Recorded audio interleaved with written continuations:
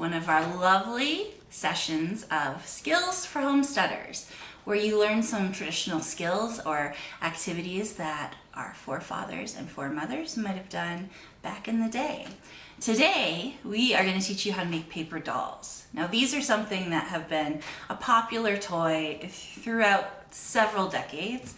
I myself remember playing with my mom's paper dolls, and those were from the 1960s. So they've had them for a long period of time, and there's many different options. So if you end up doing the kit with us, we do have several different options of a lovely little pioneer girl, a very dapper pioneer man with a mustache, and my personal favorite, a very 1920s paper doll. So for this activity, you're going to need a paper doll kit. So you're going to need a piece of paper with paper doll printed on it. You can find some of these on the internet. It can be a bit tricky because a lot of times they are already colored for you, and half the fun is picking the colors for their clothing yourself. You'll also need a pair of scissors. You might need a glue stick, and I'll explain why. And of course, you'll need different coloring utensils. So I would suggest the best bet for something with this type of detail is to use pencil crayons, because they can get really sharp and really tiny. You can get all the little details done. So let's get started. Yep.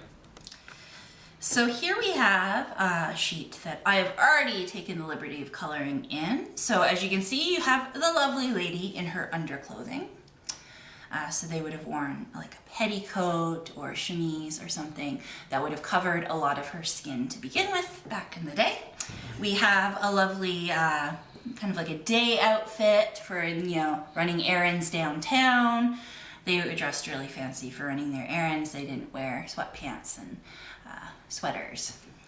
Also have a lovely, more fashionable evening dress, or a dress that you would have worn to important appointments for business. So these all look really fantastic. You can pick any colors you like. You don't have to stick with something that might have been traditional. So I have a lovely blue and a lovely purple outfit, and I'm gonna now take the time to cut these lovely things out. Now you'll want a pair of scissors that maybe have a bit more of a point to the end. Some of these can be very difficult to cut because they have a lot of tiny details. So feel free to ask an adult or an older sibling to help you out. They can maybe make sure that none of the important things get cut off, and make sure not to cut off these little tabs.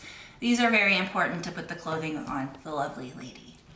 So as you can see, I finally have our little miss and all of her clothing items cut out. It does take a lot of time and a lot of patience.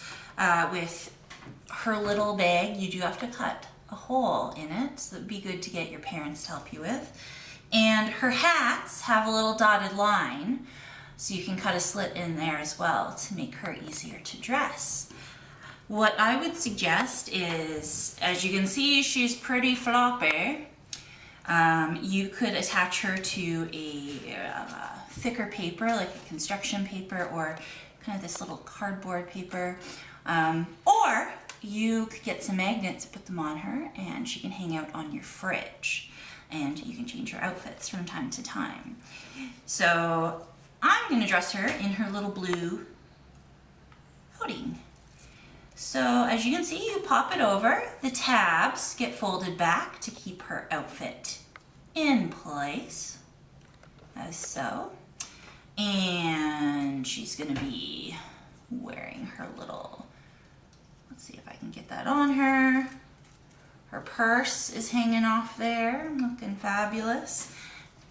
And the fun part is, with a little slit, you can slide that hat right on down onto her head, make sure her eyes aren't covered. And she is now ready for a day out on the town.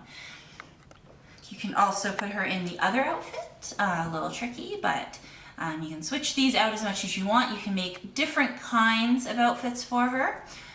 Creates a great way to have a good time and be very festive as well. I hope you had a wonderful time making your paper doll as much as I did.